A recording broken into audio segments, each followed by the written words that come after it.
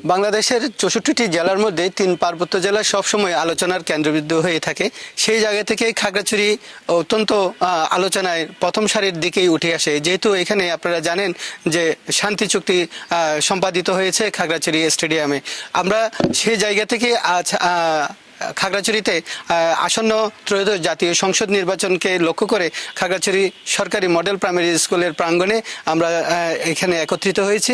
আমরা জানতে চেষ্টা করেছি এখানে দুইটি পার্টির প্রার্থী রয়েছেন যারা আগামী ত্রয়োদশ জাতীয় সংসদ নির্বাচনে প্রতিদ্বন্দ্বিতা করবেন। তারা হচ্ছেন ইউসুফু মারমা, বাংলাদেশ মাইনরিটি জনতা পার্টি। আমার বাম সাইডে রয়েছেন, আমার ডান সাইডে রয়েছেন দিনময় রোয়াজা, গণ অধিকার পরিষদের ব্যানারে উনি প্রতিদ্বন্দ্বিতা করছেন। সাথে রয়েছে খাগড়াছড়ি প্রেস ক্লাবের সাধারণ সম্পাদক বিশিষ্ট সাংবাদিক HM প্রফুল্ল। আমার ডান পাশে রয়েছেন দিনময় রোয়াজা। প্রথমে আমি ওনার কাছেই জানতে চাইব যে আসলে উনি নির্বাচিত হলে সর্বপ্রথম কোন কাজে উনি খাগড়াছড়িকে এগিয়ে নেবেন, এবং এই কথাটুকু তার কাছ থেকে আমরা জানতে চাইব। আমাদের খাগড়াছড়ি জেলায় অনেক অনিয়ম। আমি প্রথমে এই দুর্নীতি নির্মূল করার জন্য আমি চেষ্টা করব, আপনার চেষ্টা করব, আর শান্তি বজায় রাখার জন্য। এখানে তো আপনারা জানেন প্রতি বছর এখানে প্রায় কিছু না কিছু হলেই এখানে সাম্প্রদায়িকতা যে চরম পর্যায়ে পুষে যায়, এটা আমি নির্মূল করতে চাই। আমাদের অনেক নেতারা আছেন কিন্তু তারা এগিয়ে আসেন না, ফলে তখন এই যে সহিংসতা এটা বৃদ্ধি পেয়ে যায়। আমি যদি নির্বাচিত হয় তাহলে আমি প্রথমে সেখানে আমি দাঁড়াবো, সে রাস্তায় আমি যারা আন্দোলনকারী তাদেরকে এখানে আমি দাঁড়াবো, তাদের সাথে আমি একাত্মতা প্রকাশ করব, যাতে তাদের যদি ন্যায় সঙ্গত হয়। কিন্তু অন্যের সাথে আমি কখনো আপোষ করব না। আমি আমার খাগড়াছড়ির উন্নতি দেখতে চাই। এখানে যারা সমানভাবে তারা যেন সুখে শান্তিতে থাকতে পারে, বসবাস করতে পারে, আর্থিকভাবে দৈন্যতা যেন কাটিয়ে উঠতে পারে। যেহেতু আমি বাংলাদেশ ব্যাংক থেকে আমি অবশ্যই নিয়েছি, আমি জানি কিভাবে আর্থিক সমস্যা দূর করা যায়, সেটাই আমি সেই প্রসেসটাই করব। 10-12 বছর জনপ্রতিনিধি হিসেবে ছিলাম, ইউনিয়ন পরিষদেও স্বতন্ত্র প্রার্থী ছিলাম। এখানকার যে রাজনীতি পরিস্থিতি, মূলত সাম্প্রদায়িক যে পরিস্থিতিটাকে সামাল দেওয়ার জন্য আমি যথেষ্ট মাঠ পর্যায়ে কাজ করার অভিজ্ঞতা আছে।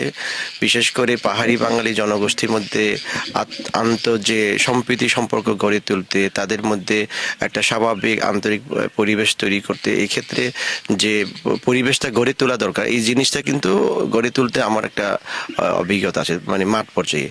তো খাগড়াছড়ির প্রেক্ষিতে খাগড়াছড়ির যে রাজনৈতিক পরিস্থিতি, এখানকার এলাকা হচ্ছে পার্বত্য চট্টগ্রামের সবচেয়ে একটা ব্যাটল গ্রাউন্ড বলে, যেখানে হচ্ছে রাজনৈতিক ঘটনা বেশি এবং এখানে রাজনীতি নির্বাচনটা দিচ্ছে। আমরা আশা করি এখানে একটা ভালো নির্বাচন হবে। নির্বাচনের মাঠে আমরা যাচ্ছি এবং মানুষের সাথে কথা বলছি। এখানকার সবচেয়ে বড় সমস্যা হচ্ছে জাতিগত যে সম্প্রীতি গড়ে তুলতে বড় চ্যালেঞ্জ আছে। এখানকার পাহাড়ি জনগোষ্ঠী যেরকম সংখ্যালঘু, এখানকার বাঙালি জনগোষ্ঠী সংখ্যালঘু, দুই জনগোষ্ঠীকে এক করে নির্বাচনের ভোট দেওয়ার জন্য আমি আহ্বান জানাবো। আমরা মনে করি কোনো প্রার্থীর জন্য নিরাপত্তাহীনতা না ভুগে, এবং ইতিমধ্যে আমরা সরকারকে দেখেছি অনেকগুলো প্রার্থীকে তারা জনপ্রতিনিধিকে তারা গানম্যান দিয়েছে, নিরাপত্তার ব্যবস্থা দিয়েছে, কিন্তু আমরা মনে করি এটা দরকার নাই। কিন্তু জনগণের কাছে যাব, জনগণকে সম্পৃক্ত করে আমরা নির্বাচনটাকে সুষ্ঠু করতে সরকারকে আহ্বান জানাবো। এই খাগড়াছড়িতে আপনারা জানেন যে তেমন কোনো শিক্ষা প্রতিষ্ঠান বলতে কোনো বিশ্ববিদ্যালয় নেই, কোনো মেডিকেল কলেজ নেই, একটি ভালো উন্নত মানের হাসপাতালও নেই। তো এই বিষয়ে আমরা জানতে চাইবো যে দিনময় রোয়াজা, যিনি আমাদের এখানে রয়েছেন, গণ অধিকার পরিষদের ব্যানারে যিনি নির্বাচনে দাঁড়িয়েছেন, ওনার কাছে আমরা জানতে চাইবো এই বিষয়ে উনি কি উদ্যোগ নেবেন। জনাব দিনময়। হ্যাঁ, আসলে আমাদের স্বাস্থ্য সেবা খুব বলে বলা যায়। আমাদের এখানে ভালো ডাক্তার নেই, আর অধিকাংশ ডাক্তার আমি জানি তারা ঢাকা থেকে বা চট্টগ্রাম থেকে আসেন ক্ষণিকের জন্য, আবার চলে যান। আমি সেই বিষয়ে আমি উদ্যোগ নেব যাতে আমাদের এখানে ভালো ডাক্তার যাতে আমরা এখানে পাই, এবং হাসপাতাল যেটা আমাদের সদর হাসপাতাল আছে এটা যেন আরো বর্ধিত করা যায়, আরো সুন্দর করা যায়। আমি রাজনীতি এসেছি আমি শুধু অভিনয় করার জন্য না, মিথ্যা কথা বলার জন্য না।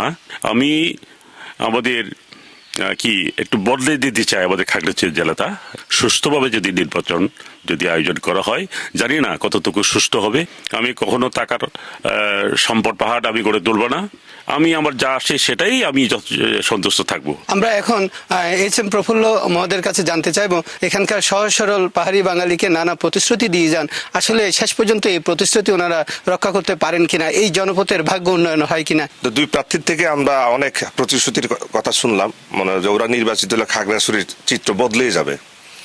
তো আশা করবো ওরা নির্বাচিত হওয়ার পর বাস্তবে খাগড়াছড়ির চিত্র যেন বদলে যায়। আমাদের খাগড়াছড়ির বিশেষ করে প্রাথমিক শিক্ষা ব্যবস্থা খুবই ভঙ্গুর। বিগত 17 বছরের শিক্ষা ব্যবস্থাকে পঙ্গু করে দেওয়া হয়েছে। পাশাপাশি আমাদের এখানে কোনো মেডিকেল কলেজ নাই, আমাদের এক কৃষি বিশ্ববিদ্যালয় দরকার খাগড়াছড়িতে, আমাদের হাসপাতালে খুবই করুণ অবস্থা। আমরা নিশ্চয় দেখতে পাচ্ছেন একটা হাসপাতাল নির্মাণ হচ্ছে 240 কোটি টাকার উপরে। আজকে 7 বছর ধরে হাসপাতাল ঝুলে আছে, মানুষ কিভাবে যে কষ্ট করছে, বারান্দায় শুয়ে আছে। আরেকটা বিষয় আছে আমাদের বিশেষ করে খাগড়াছড়ির যে সাম্প্রদায়িক সম্প্রীতি, আমরা বারবার হোঁচট খাই এই বিষয়টাতে।